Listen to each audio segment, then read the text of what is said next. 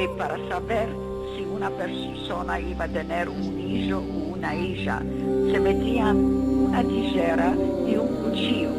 Si la preñada se sentaba encima del cuchillo, quería decir que iba a tener un hijo. Si se sentaba encima de la tijera, iba a tener una hija. Eso es lo que me acuerdo.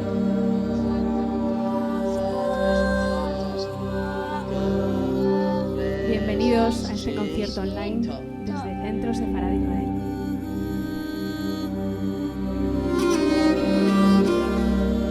Dime, bueno, es que por Cates a este papel, ya te veo media demudada, los ojos. La nostalgia. Mira, Deo te va a contar recodros de mi chiquel, ¿no? Y a mí recodros de mi chiquel porque es lo que viví. Qué bueno. A ver, échala yo. Megla. Aquí va.